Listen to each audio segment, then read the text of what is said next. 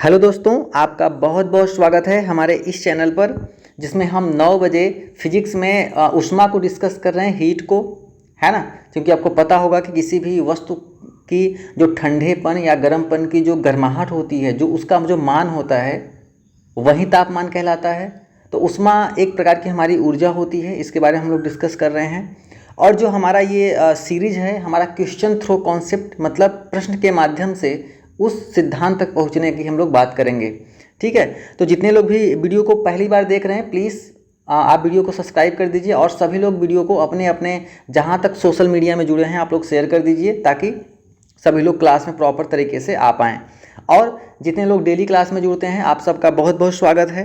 राकेश जी, विदित जी, Vaishali ma'am, Pinky ma'am, Vijay Shankar काली, जितने भी एस्पिरेंट इस वीडियो को देख रहे हैं, आप सबका बहुत बहुत स्वागत है। तो चलिए हम वीडियो को शुरू करते हैं।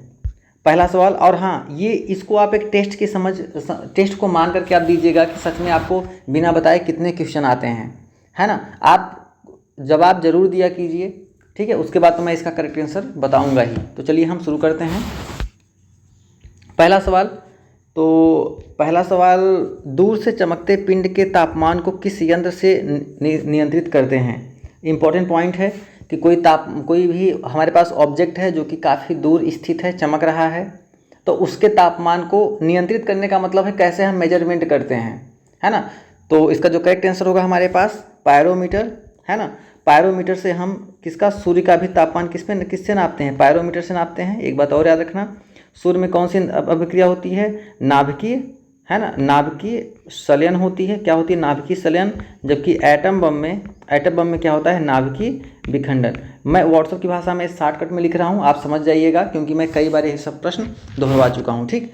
और आपको बताऊँ, थर्मामीटर की बात करूँ, पारा वाले थर्मामीटर को, ठीक है ना, तो इससे भी हम लोग तापमान मापते हैं। लेकिन हम लोग जितना अधिक तापमान यदि हम पायरोमीटर से नापते हैं, उससे हम थर्मामीटर से नहीं नाप पाते।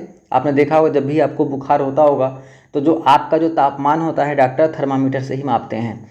तो जब भी हम टेम्परेचर की बात करेंगे, तो आप एक रिलेशन आप हमेशा याद रखिएगा, वो क्या होता है कि C/5 F-32/9 R/4 और उसके बाद इस फॉर्मूले को याद रखिएगा, और इसके यहाँ पे लिख लीजिए K, है ना, K-273, ठीक है।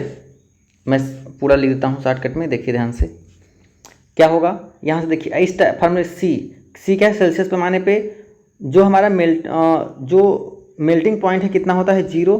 बॉइलिंग पॉइंट क्या होता है, 100, फिर माइनस के मेल्टिंग पॉइंट, बराबर हम करते हैं फ़ारेनहाइट पे जो हमारा मेल्टिंग पॉइंट होता है कितना होता है, 32, और बटे कितना हो जाएगा हमारे पास, 80। ये 80 आया कहाँ से, कि 32 - 212, ठीक है। ये इस तरह से हो सकता है, ठीक। तो आप हमेशा इस बातों को आप याद रखिएगा। टेम्परेचर की बात कर लें, और तो एक बात और याद रखना है, जो पारा है ना, जो पारा है Hg, जिसे हम क्या कहते हैं, मरकरी, यह एक ऐसा है जो कि हमारे पास एक द्रव धातु है। क्या है हमारे पास, एक द्रव धातु है।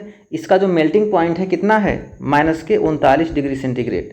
मेल्टिंग पॉइंट कितना है, -39 डिग्री सेंटीग्रेड। और एक बात और याद रखना, एल्कोहल की बात करें, अच्छा, ये सारे प्रश्न पेपर में आ चुके हैं ना, ये बात याद रखना। एल्कोहल की बात करें तो जो एल्कोहल है उसका कितना होता है कि -115 डिग्री सेंटीग्रेड। इसका मतलब ये हुआ कि जो हमारे पास एल्कोहल हुआ, पारा से ज़्यादा सेंसिटिव हुआ।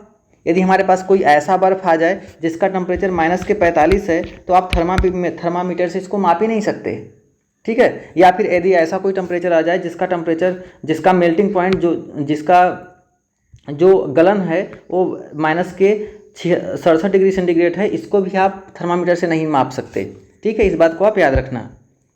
ये देखिए हमारे पास ये क्वेश्चन है, जो कि ये जो सारे क्वेश्चन हैं मैंने पीसीएस के बुक से उठा लिए हैं, ठीक। ये सारे क्वेश्चन पीसीएस और आईएएस के बुक से है, ठीक है, क्योंकि एसएससी तो आप कर ही रहे हो। पहला सवाल इसमें ये है कि जंग लगने पर लोहे का भार क्या होता है। बहुत इंपॉर्टेंट प्रश्न है दोस्तों, क्योंकि आपको पता होगा कि जब भी किसी लोहे पे हम पेंट करते हैं तो हम उसको अच्छे लगने के लिए हम पेंट नहीं करते, बल्कि जंग से बचाने के लिए हम क्या करते हैं, पेंट करते हैं। जब जंग मतलब मूर्छा या फिर करोजन लग जाता है तो क्या होता है उसमें कि इसका भार क्या हो जाता है, उसका भार बढ़ता है ना। राकेश जी ध्यान से समझिएगा इस बात को, आप नोट डाउन कर लीजिएगा, ठीक है।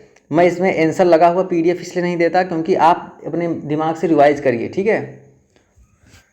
तो जंग लगने से लोहे का भार क्या होता है, बढ़ता है। दूध से दही में परिवर्तन किसके द्वारा होता है, ये होता है बैक्टीरिया के द्वारा। किसके द्वारा, बैक्टीरिया। आप इस सेशन को भी बिल्कुल कंप्लीट कर लीजिएगा कि जीवाणु से होने वाला रोग, बैक्टीरिया से होने वाले रोग, विषाणु से होने वाले रोग, प्रोटोजोआ से होने वाले रोग, पेपर में भर भर के प्रश्न आते हैं, है ना। कुछ टॉपिक ऐसे हैं जिससे कि एक भी प्रश्न हमारा नहीं छूटता है, ठीक है वैशाली मैम। अधिक ऊंचाइयों पर जाने पर द्रव का क्वथनांक क्या होता है, द्रव का क्वथनांक क्या होता है, घट जाता है। क्या होता है, घट जाता है। क्यों, क्योंकि जब आप ऊंचाई पे जाते हैं तो वायुमंडलीय दाब कम हो जाता है, तो पानी 100 पे उबलना चाहिए तो वो 100 से कम डिग्री सेंटीग्रेड पर ही उबलने लगता है।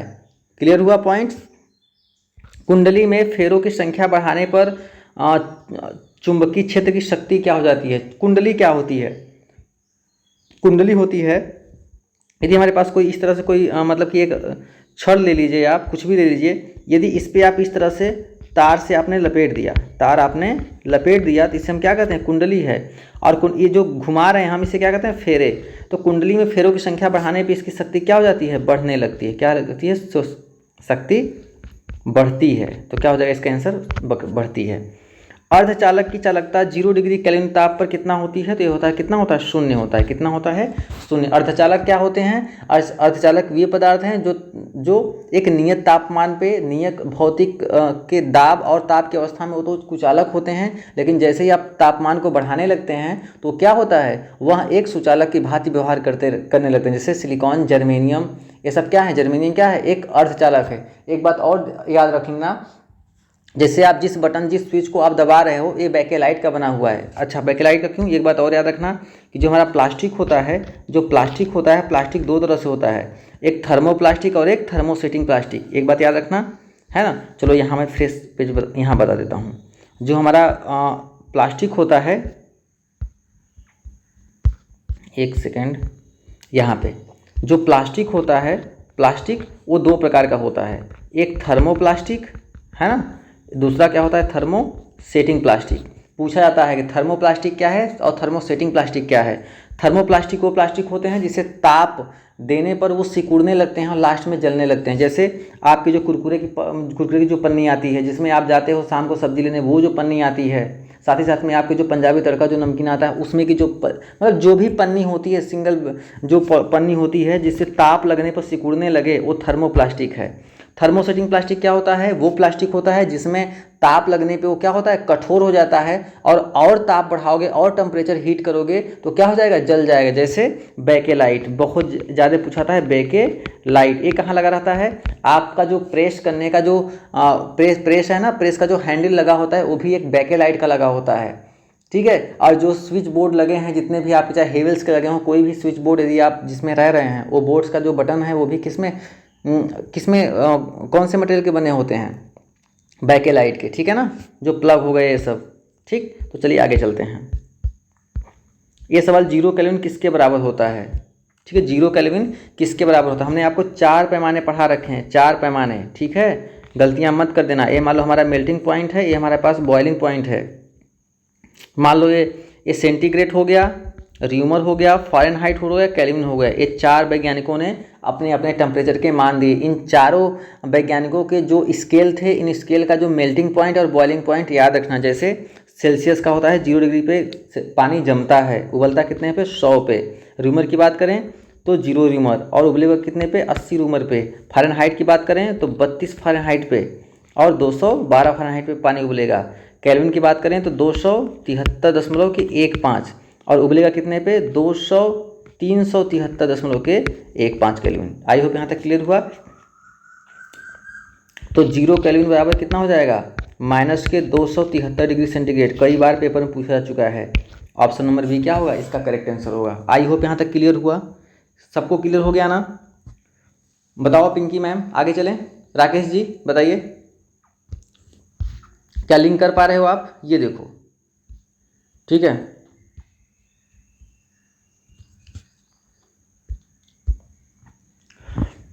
गुरु जल क्या है, ये भी सवाल कहाँ से हमने लिए हैं, ये भी सवाल हमने आईएएस और पीसीएस से लिए हैं। ठीक है, गुरु जल क्या है, गुरु जल क्या होता है, गुरु जल ये होता है, जो आपने भारी जल का नाम सुना है क्या, भारी जल, भारी जल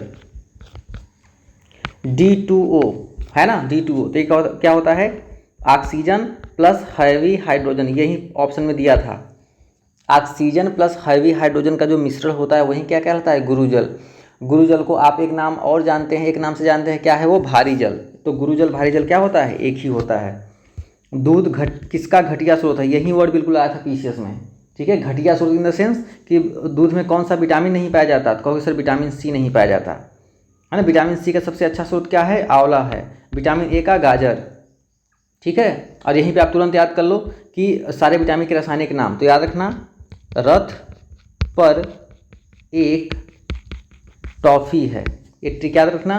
ये हो गया हमारे पास विटामिन ए का रासायनिक नाम रेटिनॉल, विटामिन बी का थायमीन, विटामिन सी का एस्कॉर्बिक एसिड, विटामिन डी का कैल्सीफेरॉल, विटामिन ई का टोकोफेरॉल और विटामिन के का फिलोक्विनिन। ये बात याद रखना, vitamin A, vitamin B, vitamin C, vitamin D, vitamin E, vitamin K, है ना। और याद रखना के की वजह से क्या होता है, रक्त का अस्कंदन। जैसे आपका कहीं स्क्रैच कर लिया, आपके लाइफ में कोई छोड़ के चला गया, आपने गुस्से में नस काट ली, ब्लड गिरने लगा, या कहीं आपको स्क्रैच लग गया, आपका ब्लड निकलने लगा, यदि विटामिन के की कमी है ना तो ब्लड निकलता ही रहेगा, अंततः आपके शरीर का पूरा ब्लड निकल जाएगा और आपकी मृत्यु हो जाएगी। ठीक है राकेश जी, तो ऐसा नहीं करना। ठीक है, पानी का पीएच मान कितना होता है, 7। तो पीएच मान की यदि हम बात कर लें तो आपको पता होगा, सबने पढ़ के आया होगा, यदि यहाँ पे पीएच 0 है तो यदि हमारे पास यहाँ पे 7 है तो 7 किसका होता है, जल का होता है। 7 न तो एसिड होता है न बेस होता है, मतलब 7 से यदि कम है तो क्या होगा, एसिड होगा, मतलब अम्ल होगा, और 7 से अधिक है तो क्या होगा, वो क्षार होगा, क्षार होगा, है ना। आई होप यहाँ तक क्लियर हुआ, ठीक है। और अम्ल वर्षा किसकी वजह से होता है, तो अम्ल वर्षा क्या होता है बताओ जरा, नाइट्रिक ऑक्साइड और सल्फ्यूरिक अम्ल, है ना, नाइट्रिक अम्ल और सल्फ्यूरिक अम्ल के मिश्रण से क्या होता है, अम्ल वर्षा होता है। जब अम्ल वर्षा होता है ना तो क्या होता है कि आपके स्किन पे मतलब खुजली लगती है होने, और आपका जो स्किन होता है वो इन्फेक्टेड हो जाती है। ये कहाँ पर होता है, यदि जहाँ पे इंडस्ट्रियल एरिया है, जहाँ पे पोल्यूशन ज़्यादा है, तो वहाँ पे जो वर्षा होती है वो एक एसिड रेन होती है, अम्ल वर्षा होती है सल्फ्यूरिक अम्ल की वजह से। ठीक है, आपने सुना होगा पेपर में एक बार डीएमआरसी में आया था, उसमें पूछा गया था कि ताजमहल की सुंदरता किसके कारण खराब हो रही है, तो उसका जवाब क्या था हमारे पास, एसिड रेन एसिड। ठीक है ना, मतलब कि अम्ल वर्षा के कारण। सिरका में कौन सा एसिड पाया जाता है, तो सिरका में हमारे पास एसिटिक अम्ल पाया जाता है। क्या पाया जाता है, एसिटिक अम्ल। अब वैशाली में आप जरा कमेंट बॉक्स में बताइए कि एसिटिक अम्ल का सूत्र क्या होता है और इसका अनुलग्न क्या होता है IUPAC नेम के लिए। ठीक है, आई होप आगे चलें। अब इस बार जल्दी बताइए, और साथ ही साथ में एक बात और आप छाप के जल्दी से बताओ, इनका सामान्य सूत्र क्या होता है, क्योंकि ये जनरल साइंस है तो सब कुछ पूछाता है। एल्कीन, एल्काइन, है ना, और हमारे पास एल्कोहल। जल्दी बताओ सबका सामान्य सूत्र क्या होता है ना, जल्दी बताओ इतना, है ना। चारों क्वेश्चन कई बार पूछा जा चुका है। बहुत उच्च ताप को मापने के लिए हम किसका प्रयोग करते हैं, क्या हुआ पिंकी मैम, क्लास में अच्छा नहीं लग रहा है क्या आज, बताओ। विनय जी बताइए, विदित जी।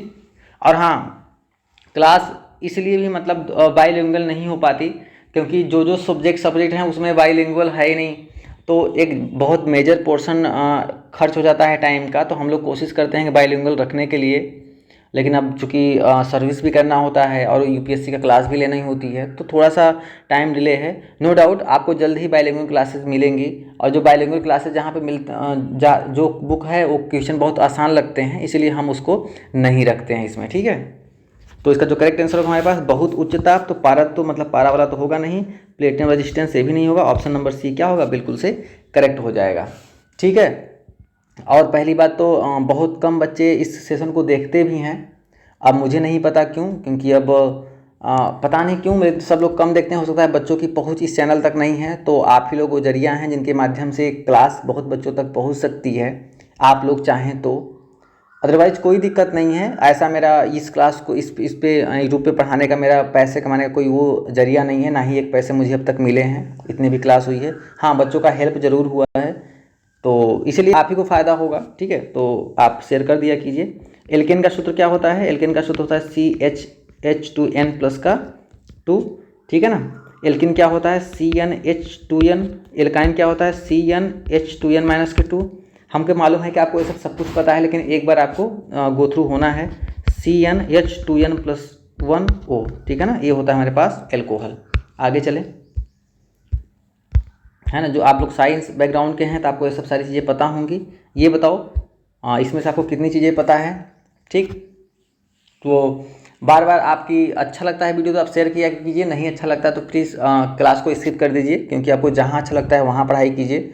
अंततः आपका जो उद्देश्य है वो सिलेक्शन होना चाहिए, क्योंकि ऐसा मैं नहीं चाहता कि मेरे मतलब ये तो अच्छा हुआ कि ऑफलाइन बैच अब ऑनलाइन में शिफ्ट हुई है, तो बहुत चुनौतियों का सामना करना पड़ रहा है, ठीक है।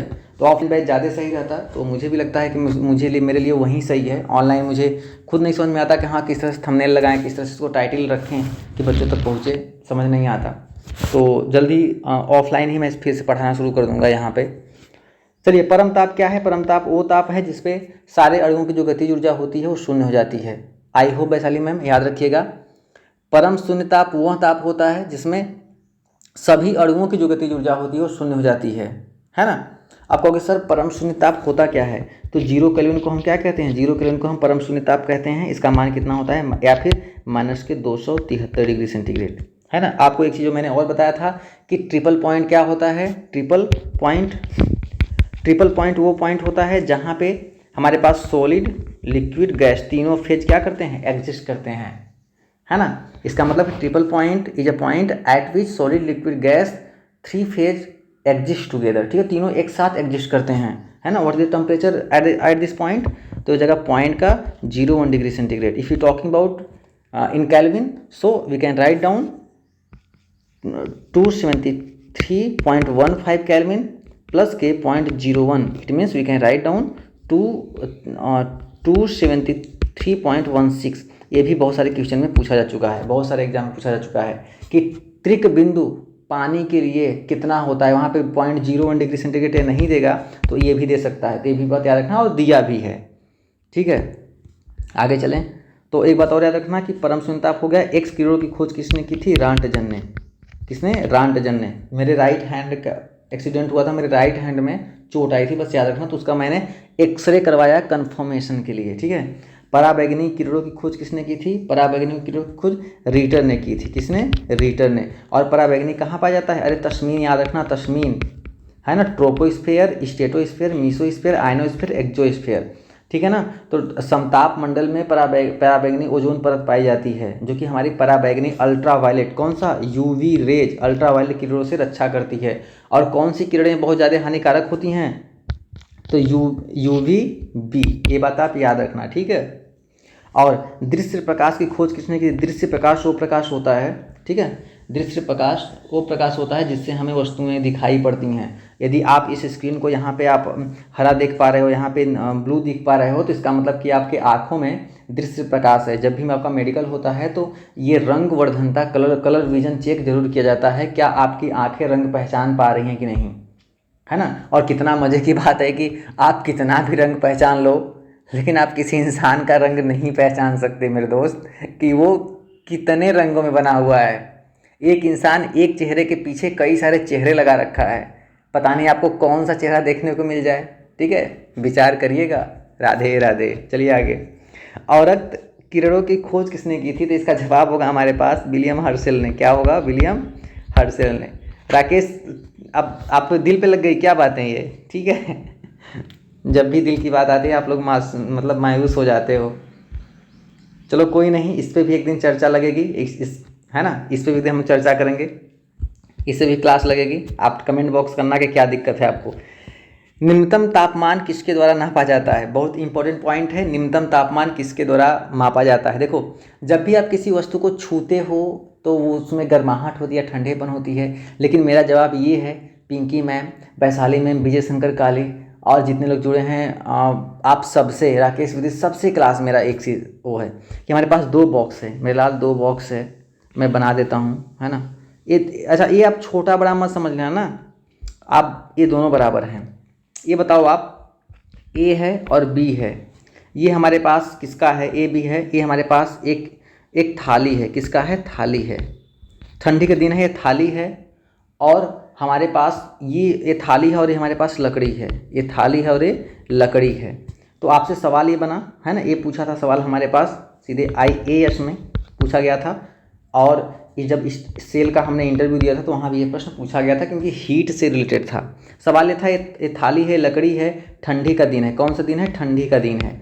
तो पूछा गया था दोनों का टेम्परेचर कितना होगा और दोनों में ठंडा कौन होगा, है ना, दोनों में ठंडा कौन होगा, दोनों का टेम्परेचर कितना होगा, दोनों में ठंडा कौन लगेगा, ठंडा कौन लगेगा और क्यों, कौन ठंडा लगेगा और क्यों, जल्दी बताइए। तो इसका जो करेक्ट आंसर होगा हमारे पास एल्कोहल थर्मामीटर। जानते हैं क्यों, क्योंकि हमने अभी बताया कि जो सबसे निम्न ताप होगा, जो थर्मामीटर से नापोगे आप नीचे का टेम्परेचर, तो -39 ही नाप पाओगे। कितना नापोगे, -39 डिग्री सेंटीग्रेड ही नाप पाओगे। लेकिन जब एल्कोहल की बात करोगे तो कितना नाप पाओगे आप, -115 डिग्री सेंटीग्रेड। अरे याद कर लेना, ठीक है, प्रश्न में आता है कि वह न्यूनतम थर्मामीटर कितने न्यूनतम ताप तक माप सकता है। तो आप याद रखना, -115 डिग्री सेंटीग्रेड तक तापमान कौन माप सकता है, एल्कोहल थर्मामीटर, है ना। और बुखार की बात, थर्मामीटर की बात करें, पारा वाला थर्मामीटर HG, तो वो कितना, -39, याद रखना। ठीक ठीक ठीक, बताओ जल्दी। वैशाली मैम बताइए कि इसमें से कौन, किसका टेम्परेचर कितना होगा। ठंडी का दिन है, एक थाली है, एक लकड़ी है, कौन ठंडा लगेगा कौन गर्म। तो एक सिंपल सी बात है, जब आप जाओगे स्टील को पकड़ोगे, लोहा को पकड़ोगे, तो आपको थाली ज़्यादा ठंडी लगेगी और लकड़ी कम ठंडा लगेगा। समझ रहे हैं आप। तो क्या सर दोनों का टेम्परेचर अलग अलग होगा। आपका जवाब होगा कि सर थाली का टेम्परेचर ज़्यादा होगा और इसका टेम्परेचर कम होगा। आप यही सोच रहे होंगे, बताओ यही सोच रहे हैं आप। बिल्कुल गलत हैं, ऐसा बिल्कुल नहीं होगा। दोनों का टेम्परेचर क्या होगा, दोनों का टेम्परेचर क्या होगा, समान होगा। तब कहोगे सर कहीं आप कैसे समान होगा। एक बात याद रखना, दोनों का टेम्परेचर समान होगा। जो आपको स्टील की जो थाली है वो ठंडा लग रही है, तो इसका मतलब ये नहीं है कि उसका टेम्परेचर कम है, दोनों का टेम्परेचर समान है। उसमें हीट ट्रांसफ़र की रेट अधिक है। इसका मतलब कि वह उष्मा की सुचालक है और आपके हाथ से वो जल्दी जल्दी जल्दी जल्दी उष्मा ले रही है ना। जैसे हम कहें कि आपका साइकिल है, साइकिल चला रहे हो तो साइकिल का हैंडल है जहाँ पे प्लास्टिक लगा है और बाकी इंस्ट्रूमेंट मटेरियल है जहाँ पे केवल रॉड लगा हुआ है, कौन ज़्यादा ठंडा लगेगा। तो आपका जवाब होगा सर ये तो हैंडल ठंडा लगेगा, गद्दी गर्म लगेगी। ऐसा बिल्कुल नहीं है, दोनों का टेम्परेचर समान होगा, लेकिन गद्दी गर्म इसलिए लगेगी क्योंकि वो उष्मा की कुचालक है, हीट का ट्रांसफ़र नहीं हो रहा है उसके साथ, और जिसमें लोहा लगा हुआ है उसमें हीट का ट्रांसफ़र हो रहा है, आपके हाथ से जल्दी जल्दी उष्मा खींच रहा है, इसलिए आपको लगता है कि वो ठंडा है। ठीक है, तो ये रहा हमारे पास। ये तो हम पढ़ा चुके हैं, लेकिन एक बार और रिवीजन करा है बस जल्दी जल्दी। प्राथमिक रंग कौन से हैं, तो याद रखना नीला, हरा, लाल, नीला, और तीनों को मिलाने पे क्या बनता है, सफ़ेद बनता है। क्या बनता है, सफ़ेद। तैयार है। अति हानिकारक अल्ट्रावायलेट UV रेज कौन सी है, तो याद रखना UVB। ठीक है। अर्धचालक पदार्थों के नाम बताइए, तो क्या है, जर्मेनियम है। क्या है, जर्मेनियम, सिलिकॉन, जर्मेनियम, है ना। और बेंगलोर को सिलिकॉन घाटी भी कहते हैं। क्या कहते हैं, बेंगलोर को सिलिकॉन घाटी भी कहते हैं। क्या बनता है इससे, चिप बनता है, माइक्रो प्रोसेसर बनता है, इलेक्ट्रॉनिक जितने गैजेट्स होते हैं इसमें बहुत ज़्यादा यूज होता है सेमीकंडक्टर्स के। जितने आप सोलर पैनल देखे होंगे ना, सौर ऊर्जा। AC को DC बदलने के लिए क्या यूज करते हैं, रेक्टिफायर। क्या करते हैं, रेक्टिफायर। ट्रांसफार्मर क्या का उपयोग क्या होता है, ये केवल ये AC के लिए कार्य करता है, और क्या करता है, वोल्टेज को या तो बढ़ा देगा या तो घटा देगा। मतलब कि स्टेप मतलब कि वोल्टेज को बढ़ा देगा और घटा देगा। दो तरह से आपके ट्रांसफार्मर होते हैं, स्टेप अप, स्टेप डाउन। एक बात और याद रखना है आप कि यहीं पे यहाँ पे जगह है, देख लो आप थोड़ा सा। ये हमारे पास ये हो गया हमारे पास AC, ये हो गया हमारे पास DC। तो AC की बात करें तो हमारे पास इसका जो फ्रीक्वेंसी होती है 50 हर्ट्ज। जैसे हम लोग भी यहाँ पे बिजली बनाते हैं तो उसका जो फ्रीक्वेंसी होती है कितनी होती है 50 हर्ट्ज। इसका मतलब है कि ये हमारे पास इस तरह से ग्राफ जाता है, ये ग्राफ चल जाता है ना। आई बराबर, इसका जो सूत्र होता है आपने पढ़ा होगा बचपन में, आई बराबर के I0 sin ओमेगा टी, है ना। इंटर में पढ़ा होगा आपने, नहीं पढ़ा है कोई इशू नहीं है। तो आप देखो एक बार, और जो डीसी का जो ग्राफ होता है बिल्कुल सीधा होता है। यदि हमारे पास यहाँ पे जैसे मान लीजिए हम हैं, मेरा गलती से यहाँ पे हाथ पड़ गया तो यहाँ पे क्या करेगा, ये 50 झटके लगाएगा, 50 झटके लगाएगा, फिर उसके बाद तुरंत नीचे आएगा। तो ये देखिए इतना बीच में क्या हो जाएगा, गैप हो जाएगा। फिर क्या होगा, नीचे से फिर ऊपर आएगा, फिर 50 झटके लगाएगा। यही वजह है कि जो ये बीच का टाइम है इसे कहते हैं हम गोल्डन टाइम। जब आपका तार, आपका हाथ किसी तार पे छूता है तो आपको 50 झटके लगाता है ना, 50 झटके लगाता है। उसके बाद की कुछ टाइम के लिए छोड़ देता है, और इसी में छोड़ दिया तो छोड़ दिया, फिर दोबारा आएगा, फिर 50 झटके लगाएगा, आपकी एनर्जी फिर डाउन होगी, फिर आएगा नीचे, फिर 50 झटके लगाएगा, आपकी एनर्जी फिर डाउन होगी, अंततः आप मृत्यु को प्राप्त कर जाएंगे। इसका मतलब ये हुआ कि सर ये जो बीच वाला टाइम है इसे क्या कहते हैं हम, गोल्डन टाइम कहते हैं। क्या कहते हैं, गोल्डन टाइम। एक बार और याद रखना है, आप किसी को लाइन मारा हो तो उससे आप पूछते हो ना कि भाई क्या हुआ, वो कुछ समय तक तो शून्य हो जाएगा, वो बताएगा ही नहीं। आपको एक साथ कोई 50 पटाखा मार दे, फिर कहे कि तुम्हारा नाम क्या है बताओ जरा, तो बताओगे क्या, पता नहीं चलेगा भाई क्या हुआ तुम्हारे साथ। हमको भी लाइट मारा है, बहुत लोग को लाइट मारा होगा, तो वो जाके चुपचाप एक कोने में पहली बार बैठ जाते हैं, पूछेगा क्या हुआ, कहे भैया कुछ मत बोल अभी पता नहीं। लेकिन डीसी क्या है, ये कम खतरनाक है। क्यों कम खतरनाक है, क्योंकि ये 220 वोल्ट की लाइन है आपको। अब यहीं 220 वोल्ट की बैटरी की बात करोगे तो इसमें ग्राफ है नहीं, बिल्कुल पकड़ा तो आपको जिंदगी निकाल के ही छोड़ेगा, ठीक है। तो डीसी ज़्यादा खतरनाक होता है, और 50 हर्ट्ज इसकी फ्रीक्वेंसी होती है। एक बात और याद रखना, अपने यहाँ का मोबाइल कहीं ऐसे जगह पे अमेरिका लेके चले जाओ, वहाँ का फ्रीक्वेंसी अलग है। यदि जहाँ की फ्रीक्वेंसी यदि अलग है, वहाँ पे जाके अपना मोबाइल लगे चार्ज में तो आपका मोबाइल उड़ जाएगा। लैपटॉप लगा दोगे, लैपटॉप उड़ जाएगा, ठीक है। तो जिस फ्रीक्वेंसी, जो जैसे इंडिया है तो इंडिया में जो फ्रीक्वेंसी डिजाइन की गई है वो 50 हर्ट्ज पे सब कुछ बनता है। हम लोग 50 हर्ट्ज पे आपको बिजली बना के देते हैं, तो 50 हर्ट्ज पे आपके सारे उपकरण काम करते हैं, ठीक है। तो ये बात आप याद रखना हमेशा, ठीक। आगे चलें, ये देखिए किस ताप को परम शून्य ताप कहते हैं। तो अब लगभग हीट खत्म हो चुका है, तो बिल्कुल आसानी से आप देख सकते हैं परम शून्य ताप, है ना। तो इसका जवाब आप जल्दी कमेंट बॉक्स में छापिए, और साथ ही साथ में आप ये बताइए, है ना, ये बताइए कि हमारे पास जो ध्वनि तरंग होती हैं, ध्वनि तरंग कैसी होती है, ध्वनि तरंग किसे कहते हैं। और ध्वनि तरंग 3 प्रकार के होते हैं, है ना। 3 प्रकार के कौन कौन से, एक होता है श्रव्य तरंगे होती हैं, है ना। एक होता है हमारे पास, पहले अपश्रव्य से शुरू करते हैं ना, एक अपश्रव्य होता है, एक श्रव्य होता है, एक पराश्रव्य होता है। इनका फ्रीक्वेंसी कितना है ये आप बताओ, और साथ ही साथ में ये बताओ कि ध्वनि की तीव्रता को किस में नापते हैं, है ना। ध्वनि की तीव्रता किस में नापते हैं और ध्वनि की आवृत्ति हम किस में नापते हैं, जल्दी बताओ। तो जल्दी बताइए आप कमेंट बॉक्स में। तो किस ताप पर परम शून्य ताप कहते हैं। तो याद रखना, जिस ताप पर अणुओं की गति रुक जाती है उसे क्या कहते हैं हम, परम शून्य ताप। मतलब ये भी नहीं होगा, ये भी नहीं होगा, ये भी नहीं होगा, ऑप्शन नंबर ये क्या होगा, बिल्कुल करेक्ट होगा। ये कितना होता है, 0 केल्विन या फिर 273 केल्विन, ठीक है। याद रखना, ध्वनि क्या होती है, ध्वनि एक यांत्रिक तरंगे होती हैं, 3 प्रकार की होती हैं। कौन से, एक अपश्रव्य। अपश्रव्य क्या होता है कि ऐसी ध्वनि तरंग जिसकी जो फ्रीक्वेंसी होती है कितनी होती है, 20 हर्ट्ज से क्या होती है, कम होती है। और 20 हर्ट्ज से लेकर के 20,000 हर्ट्ज तक, है ना, 20,000 हर्ट्ज तक किसकी ध्वनि होती है, ये श्रव्य तरंगों की होती है। इसे हम सुन सकते हैं, ऑडियोविजुअल रेंज होता है ये। और साथ ही साथ में जो अपराश्रव्य होती हैं, इनकी जो फ्रीक्वेंसी होती है 20,000 हर्ट्ज से अधिक होती है ना। इसे चमगादड़ सुनते हैं, कुत्ते सुनते हैं, ये बात आप याद रखना, ठीक है। आगे चलते हैं, इसे याद कर लीजिए जल्दी से। घरों में लगे पंखे, विद्युत बल्ब, ट्यूबलाइट आदि किस में जुड़े होते हैं, ये जुड़े होते हैं समांतर क्रम में। किस में, समांतर क्रम में। समांतर क्रम का तुल्य प्रतिरोध क्या होता है, 1/r बराबर के 1/r1 प्लस के 1/r2 प्लस के 1/r3 plus dash dash dash. श्रेणी क्रम की बात करता तो क्या होता है श्रेणी क्रम में, r बराबर के r1 plus r2 plus r3। Mobile charger क्या होता है, ये होता है स्टेप डाउन ट्रांसफार्मर। क्या होता है, स्टेप डाउन, वोल्टेज को कम कर देता है मोबाइल चार्जर। नाभिकीय संतरों में ग्रेफाइट किसका प्रयोग किया जाता है, ये किया जाता है मंदक के लिए। किसके लिए, मंदक के लिए। सूर्य की ऊर्जा किससे उत्पन्न होती है, नाभिकीय संलयन से। एटम बम किससे, नाभिकीय विखंडन से। ये सब हम पढ़ा चुके हैं, ठीक है। आगे चलें, कोई दिक्कत तो नहीं है। गैस तापमापी द्रव तापमापियों की तुलना में ज़्यादा संवेदी होते हैं, क्यों? ठीक है, इसका जवाब दो और साथ ही साथ में आप बताओ कि मेयर का फार्मूला क्या होता है ना? मेयर का फार्मूला क्या होता है, जल्दी बताओ, मेयर का सूत्र क्या होता है? ठीक, और बताओ कि बायल का नियम क्या होता है? बायल का नियम क्या होता है, पढ़ा रखे हैं। बायल का नियम, चार्ल्स का नियम और गै लुसेक का नियम।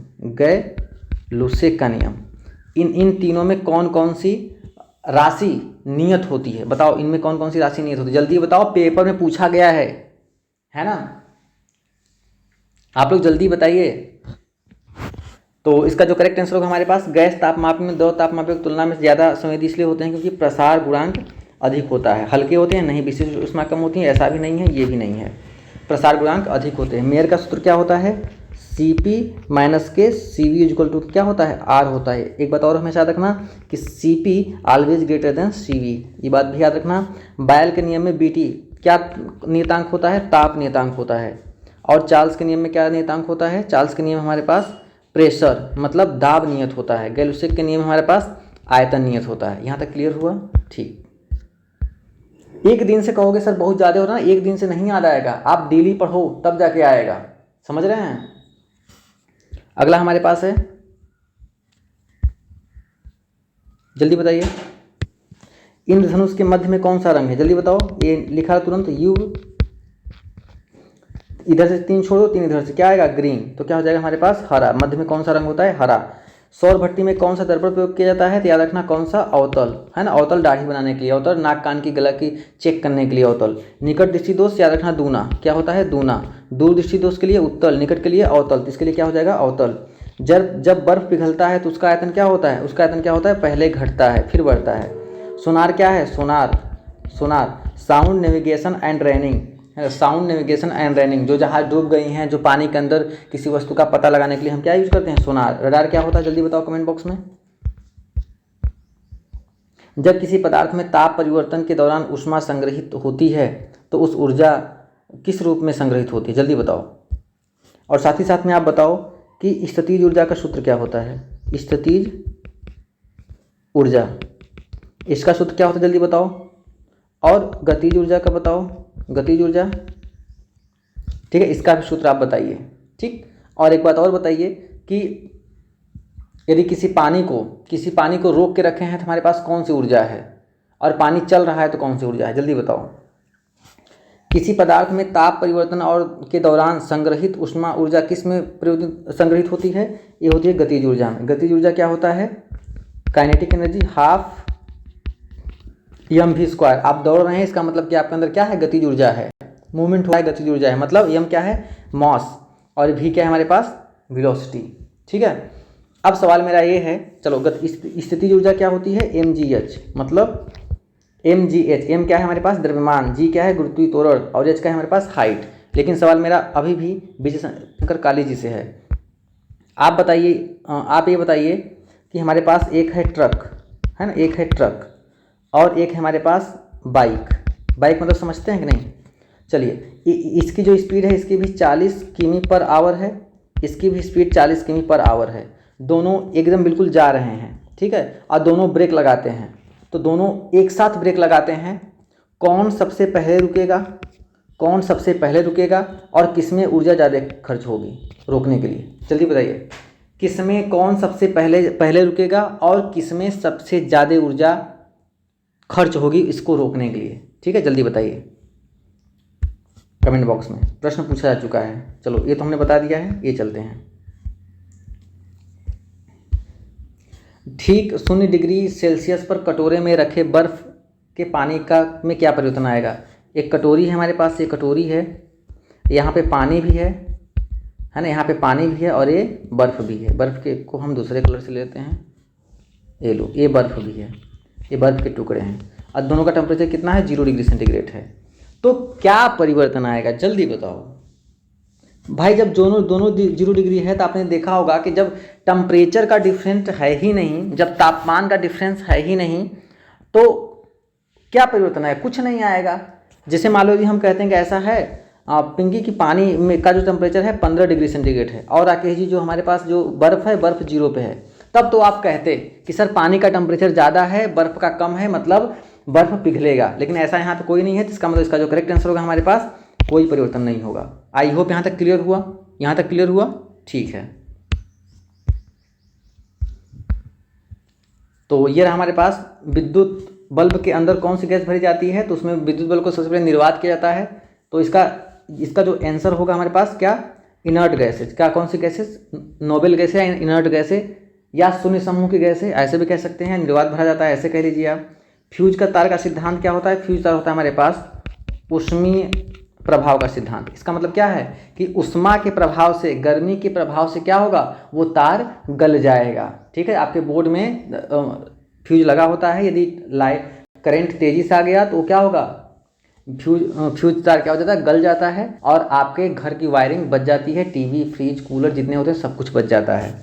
फ्यूज तार किसका बना होता है, फ्यूज तार टिन प्लस लेड का बना होता है। किसका होता है, टिन प्लस लेड का। सेमीकंडक्टर चिप किसका बना होता है, तो ये बना होता है, सेमीकंडक्टर बना होता है जर्मेनियम का। किसका, जर्मेनियम का। जो सेमीकंडक्टर होते हैं या सिलिकॉन ऑप्शन में होगा, जर्मेनियम होगा, आप टिक कर देना। आदर्श सेल का जो आंतरिक प्रतिरोध कितना होता है, ये होता है 0 होता है। कितना होता है, 0 होता है। यहाँ तक क्लियर हुआ, बताओ समझ में आ रहा सबको कि नहीं। क्या हुआ, क्लास अच्छा नहीं लग रहा है, नहीं अच्छा लगता है मत लगे, लेकिन कम से कम पढ़ लो, ज्ञान तो सही है ना।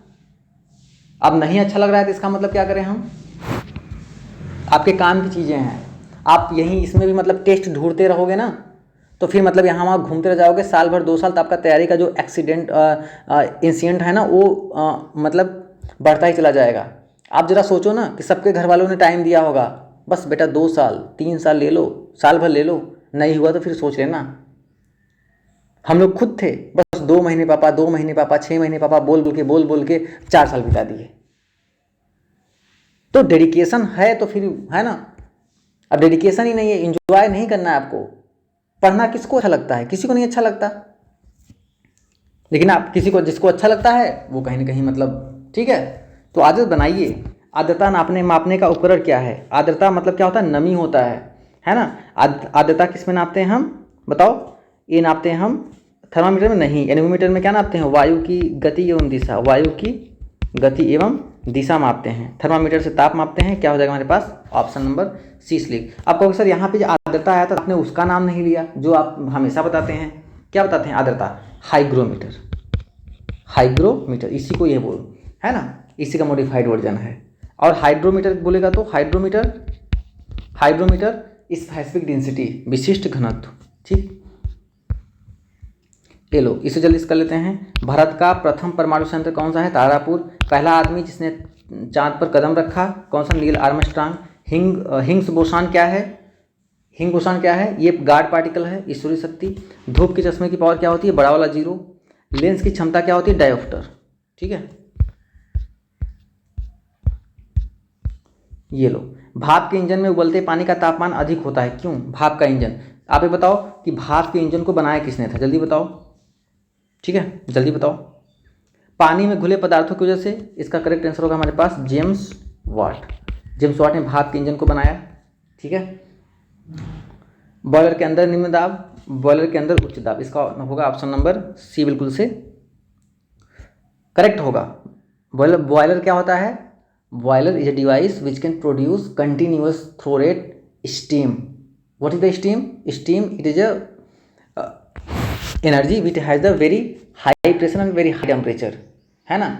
एक गैसियस फेज होता है स्टीम का, लेकिन हम इसे गैस नहीं कह सकते, गैसियस फेज होता है जिसके पास वेरी हाई प्रेशर होता है, वेरी हाई टेम्परेचर होता है, तब जाके उसे हम स्टीम कहेंगे।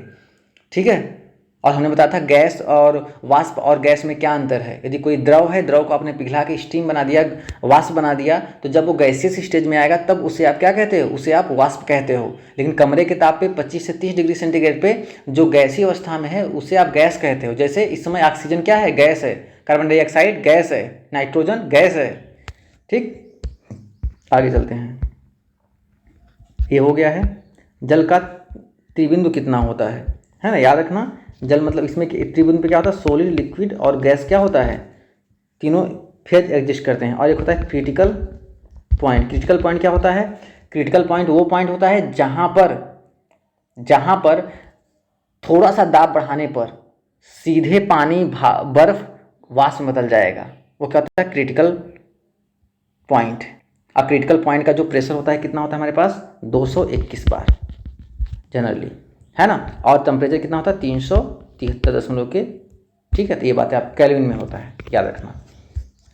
इसका जो करेक्ट आंसर होगा हमारे पास 273.16, है ना। और डिग्री सेंटीग्रेड होता तो पॉइंट का 01 डिग्री सेंटीग्रेड, ये भी बातें आप याद रखना, ठीक है। ठीक,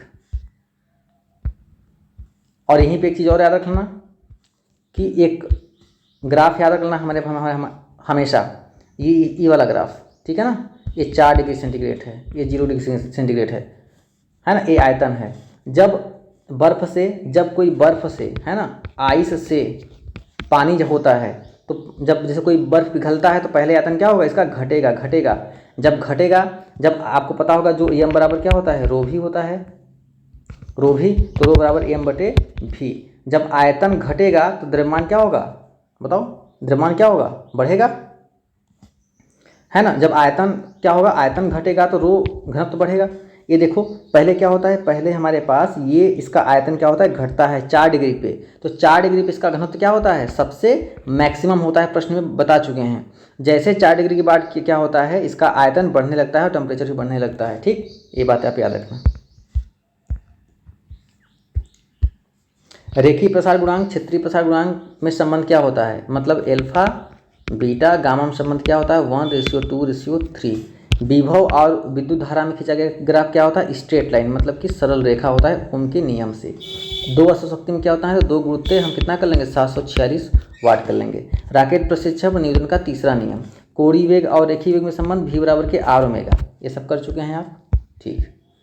ये लो, ठंडे देशों में शीतकाल में झीलें जम जाती हैं, है ना, किंतु जल तल को छोड़ करके मतलब जो ऊपर का पानी जम जाएगा लेकिन नीचे पानी रहेगा, क्यों, हमने अभी जो ग्राफ बताया ये वाला, ठीक है, याद रखना। ये 4 डिग्री सेंटीग्रेड पे आयतन क्या होगा, सबसे कम होगा, है ना, और घनत्व क्या होगा, सबसे ज़्यादा होगा। ये बात याद रखना, क्या होगा, 4 डिग्री सेंटीग्रेड पे, ठीक। यहाँ तक क्लियर हुआ, है ना। तो आज हमारा ऊष्मा खत्म हो गया। तो यहाँ देख लीजिए, दाब का मात्रक क्या होता है, पास्कल होता है, या फिर हमारे पास न्यूटन पर मीटर स्क्वायर होता है, या फिर हमारे पास बार होता है, या एटीएम होता है, या फिर 10.3 मीटर ऑफ H2O कॉलम होता है, या फिर 76 सेंटीमीटर ऑफ Hg कॉलम, या फिर 760 ऑफ मरकरी कॉलम। पृथ्वी के लिए प्लान में कितना होता है, ये होता है 11.2 किमी पर सेकेंड। पृथ्वी का द्रव्यमान कितना होता है, 6 × 10⁻24 kg होता है। दो पिंडों के बीच लगने वाले बल का मान क्या होता है, F = G m1m2/r²। दो आवेशों के बीच लगने वाला बल क्या होता है, कूलाम के नियम के अनुसार 1/4πε0 q1 q2/r²। क्लियर हुआ यहाँ तक, ठीक। बादल किस घनत्व के कारण किस कारण से वायुमंडल में तैरते हैं, ये क्या होगा हमारे पास, निम्न घनत्व के कारण। घनत्व का मात्रक क्या होता है, घनत्व एम बराबर क्या होता है, रो ही होता है, रो बराबर एम बटे भी होता है, ठीक है। ये बात सूत्र याद रखना, एम हो गया हमारे पास किलोग्राम, भी हो गया हमारे पास मीटर क्यूब, यही क्या हो गया इसका यूनिट हो गया घनत्व, है ना। घनत्व वाला कॉन्सेप्ट बिल्कुल दिमाग में याद रखना कि आपके पास एक बोरी में एक बोरा लाई है और एक बोरा चावल है, किसका वजन ज़्यादा होगा, आप कहोगे सर चावल का, क्यों, चावल का घनत्व अधिक है, मतलब चावल के जो अणु हैं काफ़ी पास हैं। आई होप यहाँ तक क्लियर हुआ, ठीक है।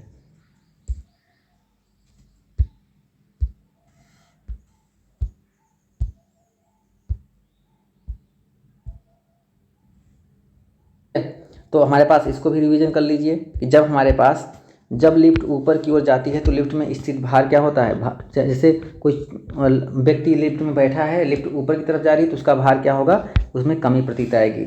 जब लिफ्ट नीचे की तरफ आएगी तो उसका भार क्या होगा, हमारे पास बढ़ेगा, क्या होगा, हमारे पास बढ़ेगा,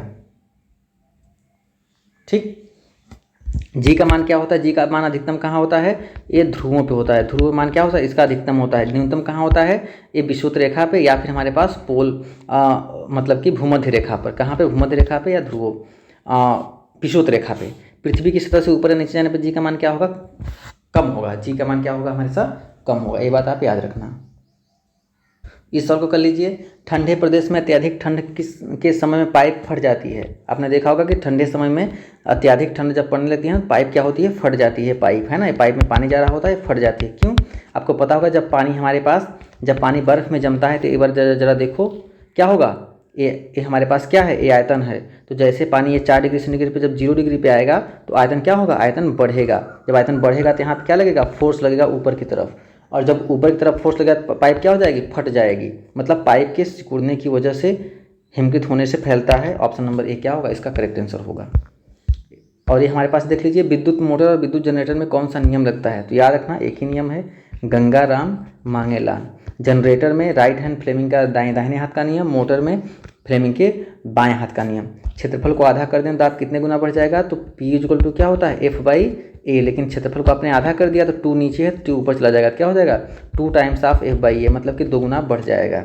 जिंक पर क्या आवेश होता है, जिंक पे +2 आवेश होता है। मतलब इसको लिखते कैसे हैं जरा देखना एक बार, Zn2+ लिखते हैं।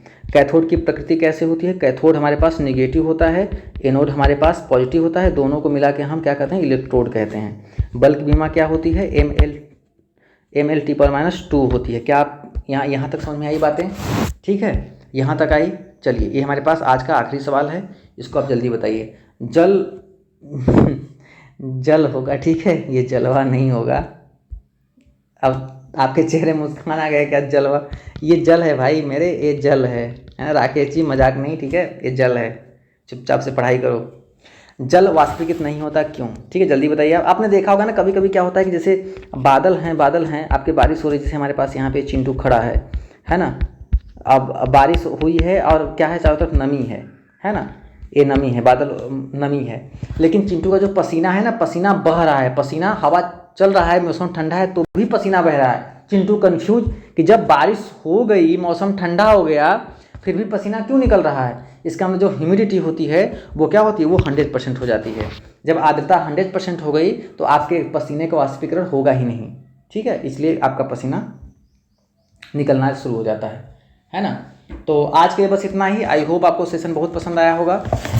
तो इसका जो PDF होगा आप टेलीग्राम चैनल और व्हाट्सएप चैनल से आप डाउनलोड करके रिवीजन जरूर करिएगा। तो आज के लिए बस इतना ही। Thank you, take care, bye bye.